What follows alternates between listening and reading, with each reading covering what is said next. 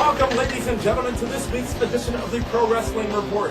Dameon Nelson coming to you here, sitting alongside the man they call Meathead. Notice I was ready for the camera that time instead of going, oh God, we're on. This is the world's most watched professional wrestling news program, and it is the most action-packed, no, it is the most newsworthy 30 minutes that you're going to get anywhere in the world of professional wrestling. We would debunk rumors, give you new ones, and talk about what we think of the business thus far. Have you ever debunked yourself? We've got a couple of your emails here in front of us as well that we will try to get to this week. Thanks for tuning in, ladies and gentlemen. Let's go right to it and talk about World Wrestling Entertainment. The first thing to talk about there is, as you may or may not know, World Wrestling Entertainment has two organizations that they work with on a basis of, that's their farm camp. Developmental. There you go. Ohio Valley Wrestling being one, and Deep South Wrestling based out of Atlanta-ish being the second one. Well, Greg Gagne was running the organization OVW that Paul Heyman has run in the past. Well, Greg Gagne has been released from WWE because he apparently, reports indicate, had too much of an old-school twist on the way professional wrestling should be, and not quite what WWE was looking for. Greg Gagne sent home a member of the AWA wrestling family. Was Greg Gagne sent home because he's the reason why the WWE product has been failed? Well, seeing how he worked for OVW, probably not. Seeing as the last how many years of it, and he's responsible for the development and the progress of all these guys that they've been bringing up, these bums that we see on SmackDown. Well, he hasn't done it for long. Well, he hasn't done it well either. His replacement, folks, is a man who may not be able to do it better, but we'll give him a shot anyway. Simon Dean. Great. Simon Dean has got a great mind for wrestling.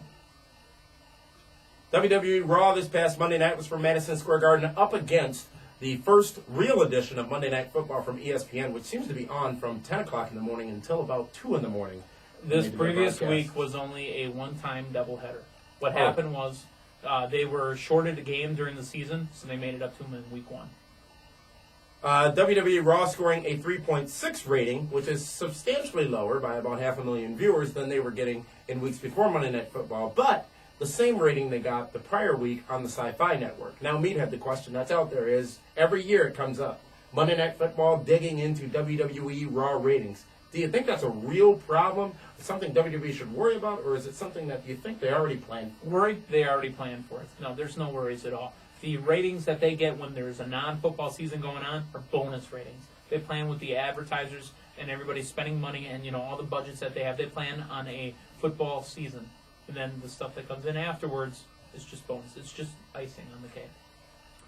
There are lots of rumors out there. We are ready to quelch the rumors.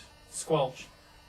But they may not be too much rumor after Survivor Series comes. You've seen the bunk, so they say, poster on the internet saying DX versus NWO at the Survivor Series. Well, Scott Hall is ready to wrestle again. Reports indicate he's been training, and he's lifting more than 12 ounces now. That he's been training and is ready to get back in the wrestling business, either with WWE or TNA. The other interesting point is X-Pac was recently at a WWE show as an invited guest of Triple H. The other interesting point is Kevin Nash is on the outs with TNA, Total Nonstop Action Wrestling. Because of the pay-per-appearance deal that he has in TNA. And a injury that he sustained while placing his kids' toys back into his kids' toy box, causing him to not be able to participate in a recent TNA pay-per-view, and also, as you see now, not billed to be a part of the No Surrender pay-per-view coming up in the next few weeks. So, Meathead, the question, if those three members were to reformulate not the NWO again, remember X-Pac was not involved last time, it was Hollywood Hogan. X-Pac was a member of the NWO. He was 6, and he was the guy running around with a little handheld. You take DX, who now is comprised of Triple H and Shawn Michaels, who quite frankly, after Unforgiven, needs something else other than the McMahon gimmick, and put him up against Scott Hall, Kevin Nash, and X-Pac. You got some realism to that story. How would it fly, and what would the viewers who, A, recollect the old days, B, don't know about the old days, feel about that particular angle? C, it's going to suck. Because you know what? We all know that all of these guys together are all friends. We know this already. Even though they may have had some history afterwards, maybe this person didn't like this person, these people are friends, they've worked together. They were the original clique. With a Q. Yes. I think it's an interesting scenario that may play out. Scott Hall was around in WWE for not very long last time they reformed the NWO. Remember the reformation of the NWO last time lasted about 3 months. Was that No Way Out in 2003, right here from the world's drunkest city, Milwaukee, Wisconsin? Matter of fact, No and Way, W, out. Oh, it's clever how they did that. Didn't last very long at all. I think a lot of that was due to the unexpected popularity and nostalgia factor that was associated with Hollywood Hogan. Now, in this reincarnation, could it be something that goes over as well as DX has in traditional fan circles? Or do you really think of it flounder? Does it have any potential is the question. There's potential to make money. And again, I'm going to say it in this. These guys are money. Money is there. Here comes the money! Money talks. Ching! There's money in these guys. Unfortunately, the real wrestling fan does not want to see the NWO. We do not want to see Kevin Nash. We really don't want to see X-Pac because the last time we really saw X-Pac, besides his TNA stuff, was drunk trying to get China to come back home with him. That is true. He looked like a whiny bitch. I'm sorry? He looked like a whiny bitch. It is a subject that has been blowing up on the message board at MaxSportsOnline.com, the PWR subsite. I think the fans do want to see it. I think there's intrigue there in this reformation. There's curiosity in a car crash, too, but that doesn't mean that we need to see it. Good point. Moving on. All hail King Booker, a man who is reaching 40 years old, has said in the past, that once he reaches that prime age of 40, he would no longer be wrestling. Well, Booker T has just signed a new 3-year deal with WWE. The question is, should he have? My answer is, why wouldn't he? He's as popular now as he was in the height of the WCW days when he was champion and when he first came into WWE with the King gimmick. Now, that won't last. Well, who knows how long it's going to last, but I think it's got a little bit of time. It's got a couple legs left on it. But Booker T now with WWE for another 3 years. His contract extended. Doesn't mean he have to wrestle for 3 years. He may have signed a new 3-year deal, but who's to say he's going to wrestle for 3 years? The reason Booker T said what he said about not wrestling past 40 is because he hadn't gotten his title run in WWE. He's gotten a title run, and he's over. Even though he's a heel, people love it. That's bad guy, right? Yeah, people love it. King Booker is funny, and how can you not like Booker? I mean, Booker Booker, when he came into WWE, came in as a heel with the Alliance and the WCW Championship. Right. He came in as the WCW champion, by the way. Remember that match for him and Buff on Raw? That was awful. Called by Scott Hudson and Mike Tenay, I believe it was. Yeah. No, Arn Anderson. Scott Hudson Something and Arn like Anderson. that, yeah. Buff got fired the next week. He came in, and then he had his run with Goldust. And that's really what endeared the WWE fans to Booker T. Even though if you were a WCW fan, you knew Booker was a good guy. You enjoyed him. You loved watching him work. The guy puts in his work. So how can you not like Booker T, and how can you not want to see him for another 3 years? Speaking of heels, one of the most hated heels from the 80s, Nikolai Volkov, has recently been defeated in the public opinion, the court of public opinion. He ran for political office as a Republican. Go Team Elephant! And was defeated handedly in those efforts. Maybe, I wonder if he was wearing the suits that had dissent signs on them. Possibly. Chris Masters, the masterpiece, who 2 weeks in a row now on Raw has been in the ring when we came back from break. No entrance, no nothing. Maybe that's because the masterpiece is sort of shattered now. Seemingly being de-pushed by WWE. Seemingly my ass being de-pushed by WWE after getting pinned 2 weeks in a row by Super Crazy. Good move, bad move. Is he worthy of pushing? Apparently there are those who thought that Chris Masters would be a person that WWE would be building the company on. And now not so much. When he was juiced up. Chris Masters maybe had an inflated ego as well, and that's why he was sent down to OVW. OVW? So he also was part of the wellness program that only works for some people. Talk more about that when we get to the ECW news and the some people it does work for and doesn't work for. Thank you. I think Chris Masters and, in case you didn't notice, Rene Dupree in the same situation. There's a lot in the showmanship of your character and your performer. And I think 90% of it with Chris Masters at this point in his career was that he was the masterpiece. Well, now he's just a well-defined, smaller individual. and what makes him stick out in the other talent that is WWE, especially the young talent. And as Meathead just said, practically nothing. I'm a Chris Masters mark. I believe you were a Chris Masters mark. Well, you sort of ebb and flow. Tweener. Are you an in-betweener? No, just tweener. Is Sugar Ray, is Mark McGrath, is he still on that extra show? Yeah, he's over, actually. I mean, he's over real well. By the way, Sugar Ray did do one of my favorite songs of all times, and it's a song you've probably never heard of. It's not that song. Fly. You know what song it is. You've heard it Put before. Put your arms around me, baby. You've heard it Put before. Your arms around me, baby. It's called RPM. Two former WWE favorites are apparently in the running for agent positions, people to assist on the road and help with backstage and promoting of wrestlers, producers. Somebody said, I don't know how true that was, but those two, Mike Rotunda, and the man with arrogance, the former AWA World Heavyweight Champion Rick Martel, the model. Yes, I am a model. Remember when he sprayed that in Jake the Snake's eyes on the Brother Love show, and Jake had the contacts in and couldn't see, and didn't they have a match on Saturday Night's Main Event with tarps on their heads or stockings on their heads? I think so. Oh my God, that was a WrestleMania. Oh my God, I think it was a 4 or 5, and I remember how pathetically horrible it was. I think because clearly they could see. Yeah. That's the same. Is that the same one Randy Richter sang the national anthem for? Possibly.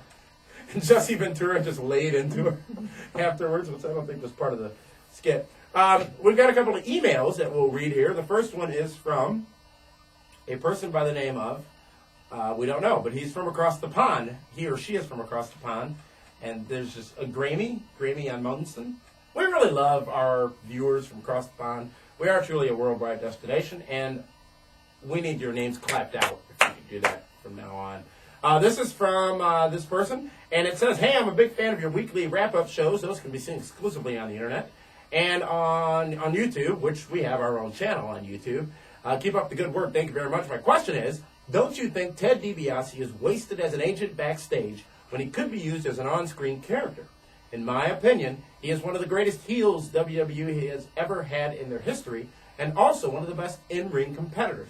So why not have him as either a manager or put him on SmackDown to feud with Teddy Long, resulting in him becoming SmackDown's new general manager? What do you think, Meathead? Ted DiBiase, during his prime, was everything you just mentioned he was.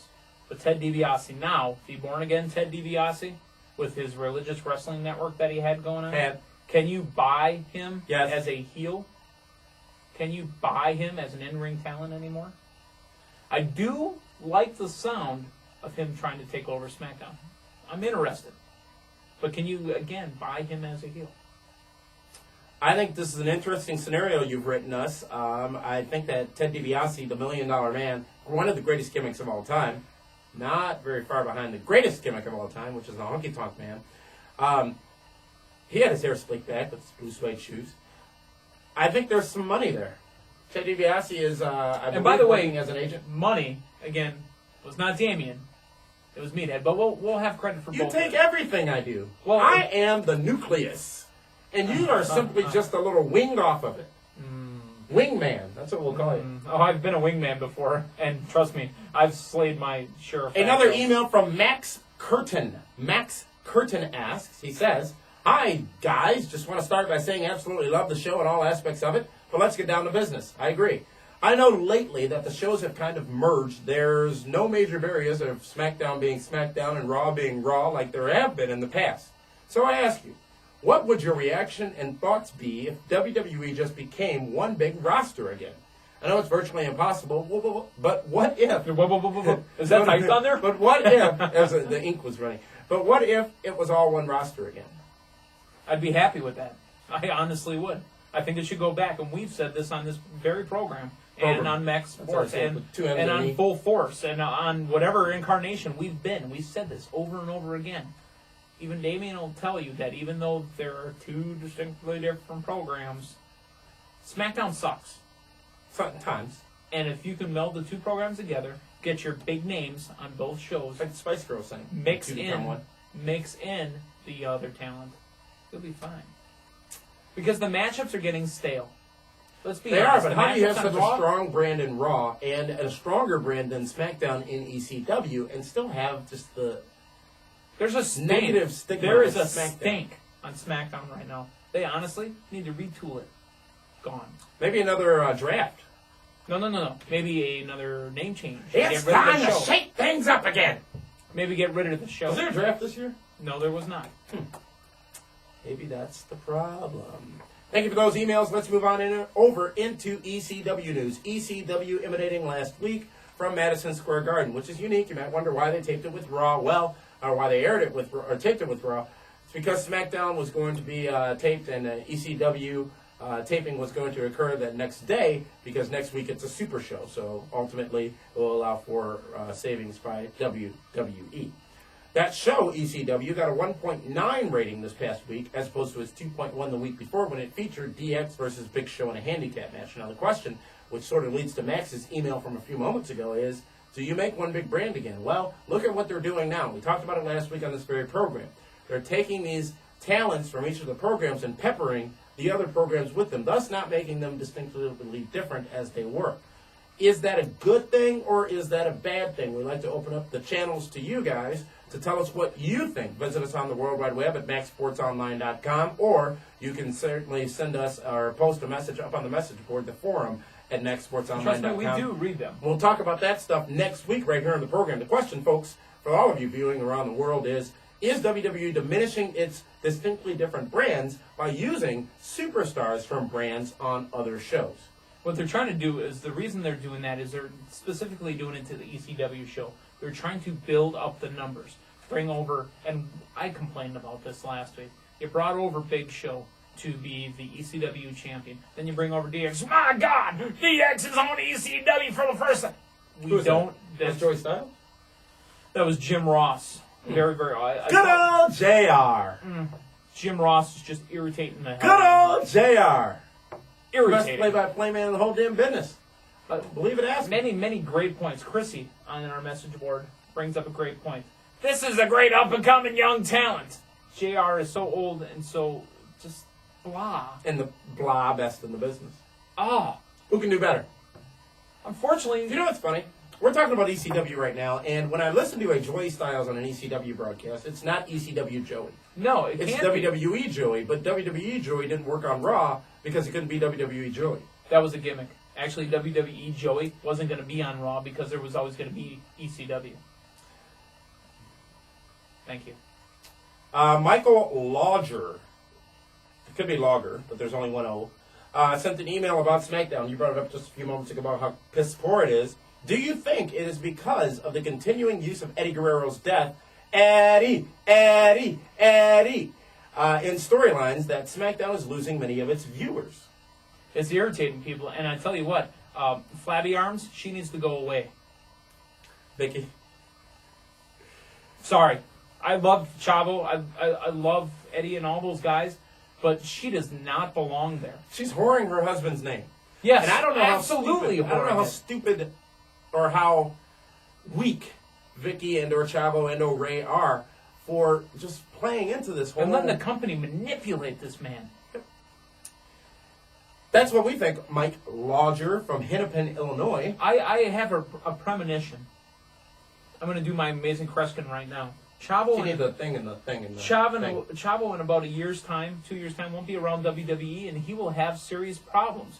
Be it drugs, be it alcohol, because he will feel bad that he went through all this stuff because, I mean, he turned a cheap dollar and hoarded out his Uncle Eddie. It's going to be a problem. Back to ECW news. Do you remember Brad Armstrong from Yes, the I do. WCW days? Yes, I do. Some fans are new viewers. We have thousands of new viewers each and every week who stumble across us on the World Wide Web. You were one of, I think, 8 fans of WCW?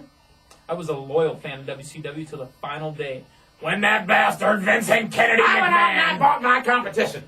I can still feel the pain right here. I can still feel the glory. Folks, it's right here.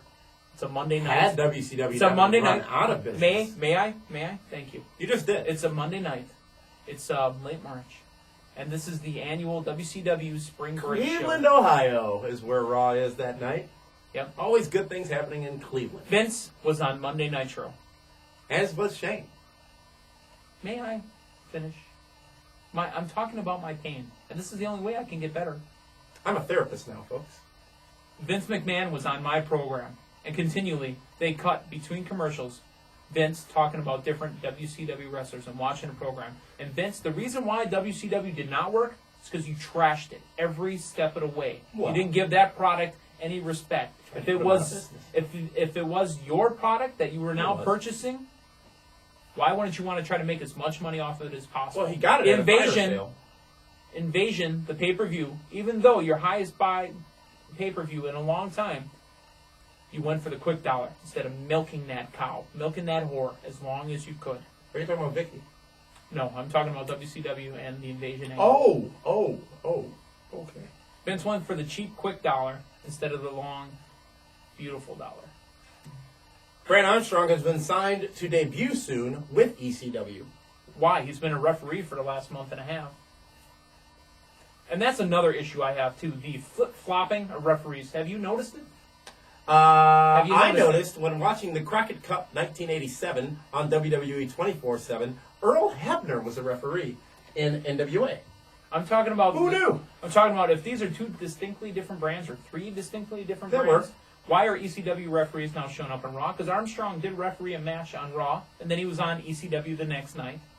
Why is Mickey J now an ECW referee, but he's also... Mickey Henson, thank you very much. Excuse me, Mickey Henson, I apologize. But these guys keep flip-flopping back and forth. If they're distinctly different programs, distinctly different refs, distinctly different talent. Are you done? Let's move on over to TNA Total Nonstop Action, and don't bother going to their website because it has been hacked Outstanding! and down for maintenance as they try to get it back. Hello! I'm sorry, that was a Family Guy reference. That was a gay Mr. Sulu there. Hello! Christy Hemme has had a... She's been hacked. had She's been hernia inserted with a surgery. virus. I'm sorry, that was just right there. Had hernia surgery recently. Was going to keep her out of her active training. For those of you who don't know, she has been training to get into the ring in TNA, as they don't feature very many female matchups. But Christy Hemme is still training to be a professional wrestling. Well, 6 weeks sidelined for her hernia surgery.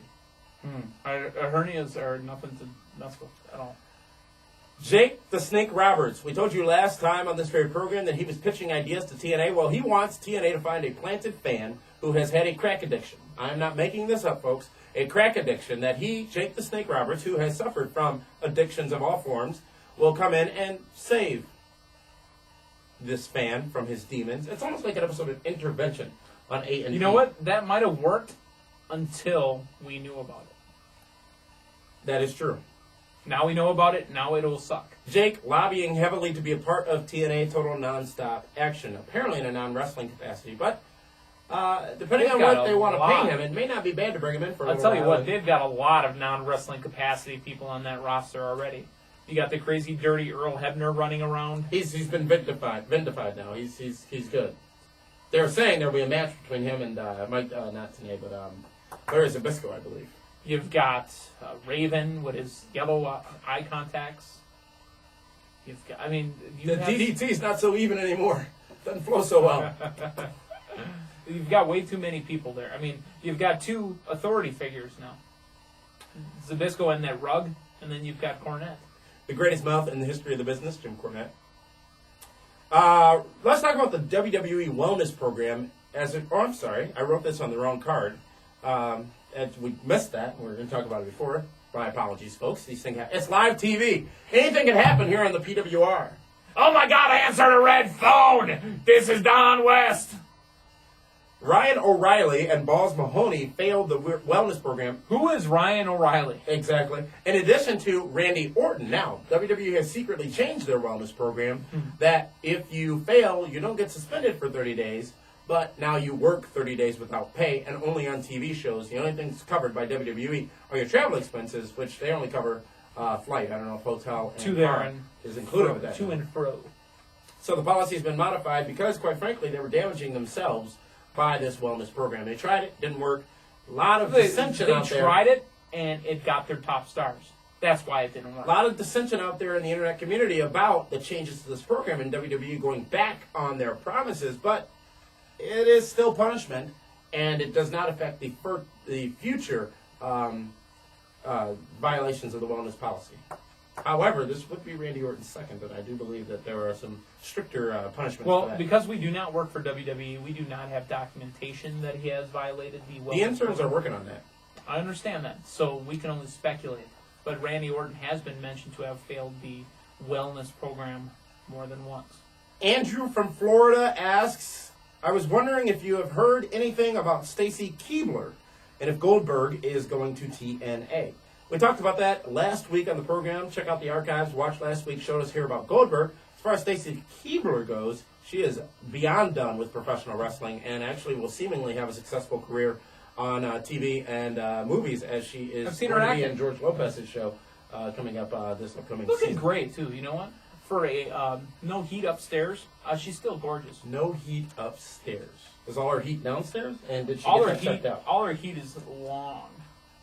Alrighty then. She doesn't have any heat upstairs. Top fives. That's what they're called. Introduce the segment. Each week, folks, we bring you who we feel are the top 5 personalities in the world of professional wrestling. We invite you to do the same. Send us an electronic mail message or post it on the forum for all the world to see.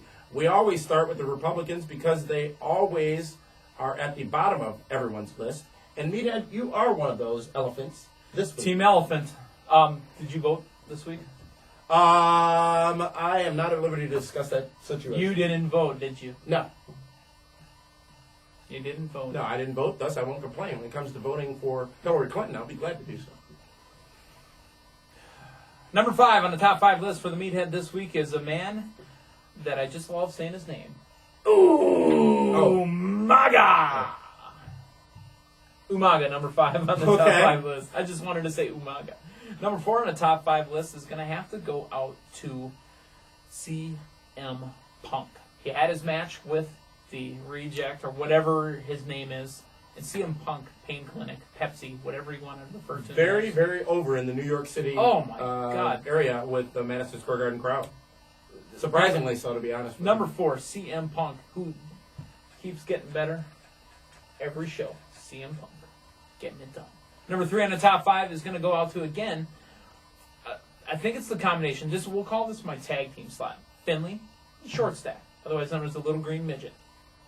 Number 3 in the top 5, Finley and Short Stack. Number 2 on my top 5 is going to go out to All Hail King Booker. You didn't say that right.